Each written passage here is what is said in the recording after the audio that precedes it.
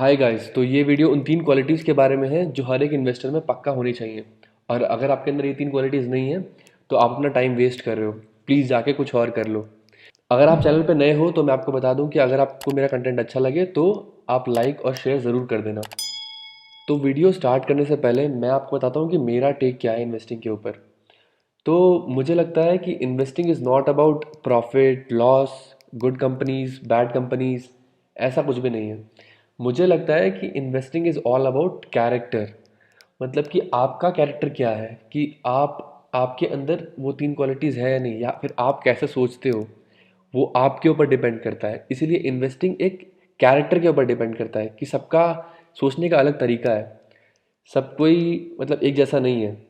तो मुझे लगता है कि इन्वेस्टिंग उससे ज़्यादा रिलेट कर सकते हैं बजाय कि प्रॉफिट लॉस बैलेंस शीट वगैरह वगैरह जो भी है। तो अब मैं आपको एक एग्जांपल के साथ बताता हूँ कि कैरेक्टर के साथ कैसे लिंक्ड है ये। तो मैं एक एग्जांपल लेने वाला हूँ इंडिया की सबसे बड़ी कंपनी का, जिसका नाम है रिलायंस। तो रिलायंस पे लोगों के अलग अलग व्यूज़ हैं। तो कोई बोल रहा है कि रिलायंस जो है यहाँ से बहुत ग्रो करने वाला है क्योंकि ये डेट फ्री होगी कंपनी। अगर आपने देखा होगा, न्यूज़ में आया ही होगा कि ये डेट फ्री कंपनी होगी, अब यहाँ से बहुत ज़्यादा ग्रो करने वाली है। बट कुछ लोग बोलते हैं कि उसका पास्ट परफॉर्मेंस जो है वो उतना अच्छा नहीं है, आपको दिमाग नहीं है। तो ये जो है, ये नेट डेट फ्री जो हुई है ना, ये उतना भी ज़्यादा कोई इफेक्ट नहीं पड़ने वाला है। अभी कुछ लोग बोलते हैं कि ये जो रिलायंस जो है बहुत सारे बिजनेसेस में है। तो इंडिया में ऐसे बहुत ही कम कंपनियां हैं जो मल्टीपल बिजनेसेस को अच्छे से हैंडल कर पा रही हैं। तो लोगों को ये भी लगता है कि जो रिलायंस जो है ये हैंडल नहीं कर पाएगी उतने अच्छे से। तो देखो, ये लोगों के अलग अलग कैरेक्टर्स हैं कि लोग अलग अलग व्यूज़ रख रहे हैं अपने ऊपर। तो उसी के बेस पे वो अपना इन्वेस्टिंग डिसीजन लेंगे कि वो इनको रिलायंस पसंद है या नहीं, या फिर वो अपना पैसा रिलायंस में लगाना चाहते हैं कि नहीं। तो ये तो हो गई इन्वेस्टिंग के ऊपर मेरा टेक। तो अब बात करते हैं उन तीन क्वालिटीज़ के बारे में जिसके बारे में मैंने वीडियो के स्टार्टिंग में बताया था। तो सबसे पहली क्वालिटी है विजन। विजन जो है, विजन बहुत ही ज़्यादा इंपॉर्टेंट होता है इन्वेस्टिंग के ऊपर। ठीक है, अगर आपको इन्वेस्ट करना है तो आपके अंदर एक विजन होना चाहिए कि हाँ, ये कंपनी है, ये 5 साल बाद ऐसी करेगी, 7 साल बाद ऐसी करेगी। मुझे लगता है कि ये कंपनी यहाँ से ग्रो करेगी, तो ये विजन आपके अंदर होना चाहिए। तो अगर मैं आपको एग्जांपल दूं अपने विजन का, तो जब लॉकडाउन स्टार्ट हुआ था या फिर जब कोरोना की एंट्री हुई थी, तो यूएस में एक मेडिसिन बहुत ही ज़्यादा फेमस हो गई थी। उस मेडिसिन का नाम है HCQ।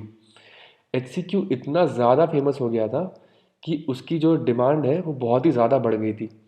तो मैंने गूगल किया कि इंडिया में कौन सी ऐसी कंपनीज़ हैं जो HCQ बनाती हैं। तो इंडिया में ऐसी दो कंपनीज़ हैं। पहली कंपनी है कैडिला हेल्थ केयर और दूसरी कंपनी है इप्का लैब्स। तो ये दोनों कंपनीज़ जो है, ये दोनों कंपनीज़ ये HCQ दवाई बनाती हैं। तो मुझे लगा था कि इन दोनों कंपनीज़ के लिए बहुत ही अच्छा मौका है ये प्रॉफिट कमाने का। तो ये था मेरा विज़न। ठीक है। तो उस टाइम पे कैडिला हेल्थ केयर का प्राइस जब मैंने आइडेंटिफाई किया था तो कुछ 300 रुपीज़ के आसपास था। तो वो धीरे धीरे बढ़ बढ़ के अभी वो 400 के आसपास हो गया। क्योंकि ऑब्वियस ही बात है कि उनको डिमांड ज़्यादा हो रही है तो उनको ऑर्डर्स भी ज़्यादा मिलेंगे। और दूसरी कंपनी है इप्का लैब्स। तो इप्का लैब्स का जब मैंने आइडेंटिफाई किया था तो उसका शेयर प्राइस था 1400 के आसपास। तो अभी जो उसका प्राइस है वो बढ़ बढ़ के कुछ 2000 के आसपास हो गया। तो ये मेरा विजन था, बट उस टाइम पे मैंने अपना डीमेट अकाउंट नहीं लिया था तो मैंने इन कंपनीज में इन्वेस्ट नहीं किया। ठीक है। तो ये हो गया फर्स्ट एग्जांपल कि विजन होना बहुत ही ज़्यादा ज़रूरी है। तो सपोज कर लो कि हाँ, आपके पास है विजन। ठीक है, आपने सोचा कि ये कंपनी जो है यहाँ से बहुत अच्छा ग्रो करने वाली है। ठीक है, व्हाट नेक्स्ट।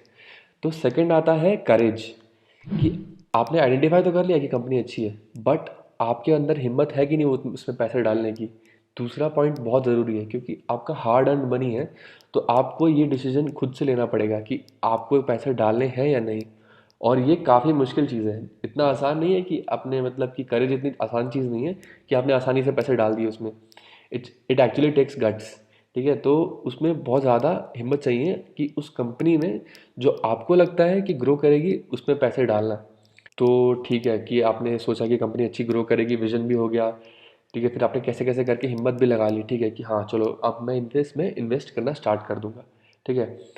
तो अब थर्ड पॉइंट क्या आता है, थर्ड पॉइंट आता है, सबसे इंपॉर्टेंट पॉइंट है पेशेंस। पेशेंस होना बहुत ही ज़्यादा ज़रूरी है इन्वेस्टिंग में। कि आपको उस कंपनी को, जो आपने विज़न लिया था, कि आपको विज़न तुरंत तुरंत चेंज नहीं करना है। कि आपका जो विज़न है आप उस पर होल्ड करो। तो आपको कोई भी अगर बैड न्यूज़ आती है उस कंपनी से रिलेटेड तो आपको मतलब डरना नहीं है, आपको अपने विज़न को याद रखना है कि आपने उस कंपनी को बाय क्यों किया था, मतलब कि उसमें इन्वेस्ट करने का क्यों सोचा था, वो सोचना है। ठीक है, तो थर्ड जो क्वालिटी है वो पेशेंस बहुत ही ज़्यादा ज़रूरी है। सबसे ज़्यादा जो लैकिंग है वो पेशेंस ही होता है। किसी के अंदर पेशेंस नहीं होता है। सब लोग आइडेंटिफाई तो कर लेते हैं कंपनीज, ठीक है, इन्वेस्ट भी कर दिया, बट पेशेंस नहीं है। तो अगर आपने मेरी पिछली वीडियो देखी होगी तो उसमें मैंने राकेश झुंझुनवाला का एग्जांपल दिया है। तो उन्होंने जब टाइटन में 3 रुपीज़ पे इन्वेस्ट किया था, तो ऐसा नहीं है कि 3 रुपीज़ से एकदम से वो सीधा चला गया 1000। 3 रुपीज़ से वो 80 रुपीज़ गया, फिर वापस से 30 रुपीज़ आ गया था, फिर वापस से 100 रुपीज़ गया, फिर वापस से 70 आ गया। ऐसे अप डाउन चलता रहेगा। तो एक कोट मैं बोलना चाहता हूँ, वो कोट है कि markets fluctuate, stocks fluctuate, but you don't. कि कि मार्केट कि मार्केट जो है वो ऊपर नीचे होता रहेगा, बट आपको अपने विजन को एकदम एकदम याद रखना है और अपनी इन्वेस्टमेंट कंटिन्यू रखनी है। फिर जो एक और कोट आता है जो मेरे दिमाग में आता है, वो है कि investing is a marathon. Investing is a marathon not a sprint. देखो बोलने में तो बातें बड़ी बड़ी लग रही है ना, बट एक्चुअली में ये ट्रू है कि आपको इन्वेस्टमेंट से जो फ़ायदा है ना वो लॉन्ग रन में होगा। मतलब आपको शॉर्ट टर्म में भी फ़ायदा होता है, बट ऐसा नहीं है कि शॉर्ट टर्म में फ़ायदा नहीं होता है, होता ज़रूर है, बट इन्वेस्टिंग का जो असली फ़ायदा है वो आपको लॉन्ग टर्म में दिखेगा। तो गाइज़ ये थी आज की वीडियो, और आपको ये वीडियो अच्छा लगा हो तो डेफिनेटली वीडियो को लाइक करना, शेयर करना और सब्सक्राइब भी करना। तब तक के लिए thank you and good bye.